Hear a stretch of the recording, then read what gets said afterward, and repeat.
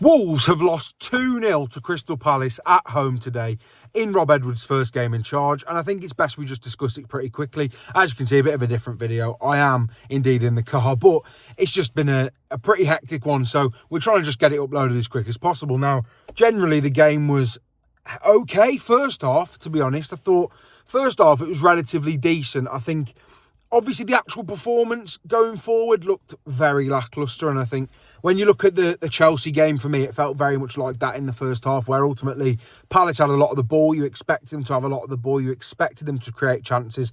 I think at 0-0, Mateta has to score, and I think if he does score there, I mean, I think it's game over if he scores there, because we saw how the team did capitulate when that goal did go in eventually. But I think if Mateta scores there, I think it probably ends 4 or 5-0, to be quite honest. But ultimately, 0-0 first half, you're thinking, do you know what? Promising little half that, really, for Rob Edwards' first game. I think you can't really be too, you can't grumble too much, to be honest, when you look at that game. I think, a 0-0 at Palace, you're taking it. I think a 0-0 against Crystal Palace, you're absolutely taking that in a game where Palace are so in form. They really are, and they're a team that can hurt you in so many different ways. They can hurt you with a long ball up to Mateta, as you did see in that first half. Mateta looked really, really good running in long and running in behind. They can hurt you with real technical quality with the likes of Adam Wharton and Jeremy Pino. I'm sure we'll discuss both of them very, very soon in this video. And then you look at even, from wide, I think Tyreek Mitchell's a decent little footballer. I think Daniel Munoz really, really good footballer. And generally, there's so many areas where Palace can threaten teams. I think Ismail Assar, another one, such a powerful runner, such a strong runner, so willing to get involved in the final third, as well as do his defensive duties in that role as well. And I thought he looked really, really good. And then the likes of Daishi Kamada as well, a player that didn't do too much, but even then he had a few nice flicks and got involved in a few nice bits of link-up play with him and Mateta and Jeremy Pino involved. And generally, they are a really good side. So I think if it ends 0-0, you're thinking, great result in his first game. It really is. Now, is it a terrible result? I don't think 2-0 at Palace is a terrible result. The performance is concerning. I think a few of the features of the performance really are quite concerning for a few reasons. I think when you look at the actual game itself, I think Wolves offered nothing going forward, really. I think there was a few chances that perhaps should have been done better. I think when you look at the chance that Arias misses, I think it's dreadful. And let's get it right, he is the Cunha replacement. And I did do a video very recently. I'm not one to jump on players specifically, but for me, Marshall Monetzi and John Arias are two players that I've highlighted this past week that I think simply aren't good enough or haven't shown enough in a Wolves shirt so far for me. And Marshall Monetzi, let's just discuss him quickly. Again, a lot of running, a lot of endeavour, and a severe lack of quality. I feel like you could say that about every performance he's had in the Wolves shirt, to be honest, really. It's just one of them. He is really just one of them. He's such a strange footballer. He's got no technical quality whatsoever, really, without getting onto him too much. And then you look at John Arias, a player that should have so much technical quality, a player that should be wanting to get on the ball, should be wanting to do more, should be wanting to get involved in play a lot more than he currently does as well. And generally a player that I've become so frustrated with, because I'm seeing people on Twitter, you may have seen earlier this week, my Twitter will be in the description as well, I was discussing, John Arias as a player, and there are people trying to tell me, South American people are trying to tell me that he's world class. If John Arias is world class, then I am a supermodel for extra small clothes. I mean, it's ludicrous. It is absolutely ludicrous. The bloke looks like he's never kicked a ball. The bloke looks like he's never been in the gym whatsoever, and the bloke looks like he never scored a goal. So I don't get where this John Arias loving's coming from. I don't get where it's ever come from these South American football fans that have watched him for so many years, because he is absolutely miles off it when you put him in European football or Premier League football. Maybe he'd excel in a league where it's a bit more technical and less physical, in maybe a Spanish league or in Portugal maybe, but in the Premier League, for me, he's miles off it, and a player that I think has got to do a hell of a lot more under Rob Edwards. And there's probably a reason why he's on the bench today, to be honest. I think when you look at the lineup, it was interesting. I think I liked it on the whole. I thought taking Bueno out was interesting, but obviously Muller Wolfer had another good international break. He's had some good performances in a Wolves shirt, of course, Chelsea the most notable one. So I wasn't overly fussed about that. I didn't mind it. I think he did have a few nice passages of play, in that first half. Tola Rakadara, for me, misses a very, very big chance. Didn't do a hell of a lot. And then Strand Larsen, again, obviously wins that free kick from the Gahey foul, but generally didn't do too much. And I just think in general there was a lot of lacks of quality. I think Andre and Joao Gomez were still very, very decent, but let's have it right. Adam Wharton, by the way. I mean, he is by far my favourite midfielder to watch in the Premier League right now, a player that doesn't play for Wolves or Liverpool or clubs that I, necessarily enjoy. But my God, Adam Wharton, he took the absolute mick today. His ability on the ball is quite frankly ludicrous. His passing is just exceptional. His calmness, I mean, he's got everything. It's just if his injury record was perfect, he'd be a £150 million footballer, genuinely. Because finding an Adam Wharton, it's so hard to find. He is an absolute unicorn of a midfielder, and I thought today he just took the absolute mick, to be honest, out of anyone in the middle of that park. And I thought, of course, against Marshall Monetzi and stuff like that, you are going to look like a better footballer, but Adam Wharton, he is exceptional. He's a player that I'll never get tired of watching. But let's go back to the Wolves now.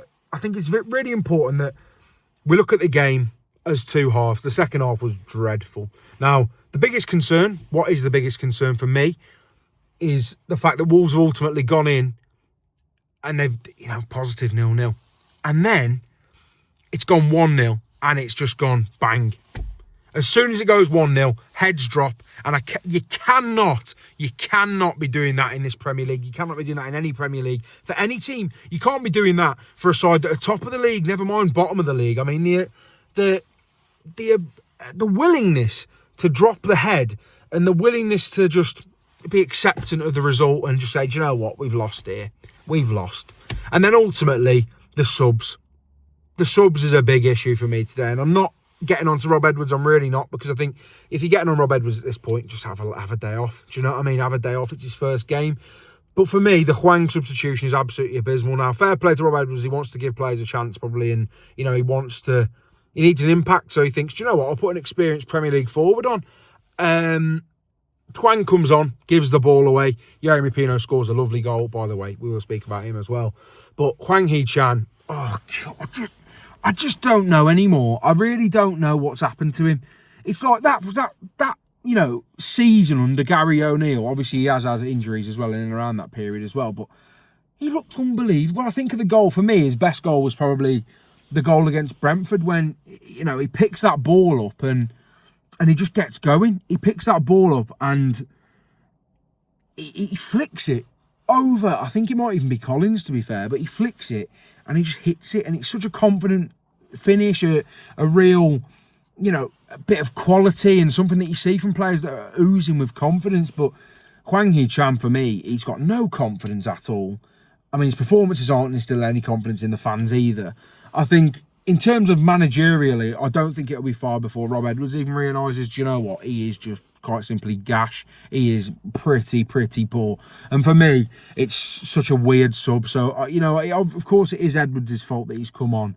But my word, it was poor. It really was. And then you look at some of the other players as well. I think Chachua, for me, massive concern. Not in terms of necessarily today, but in general.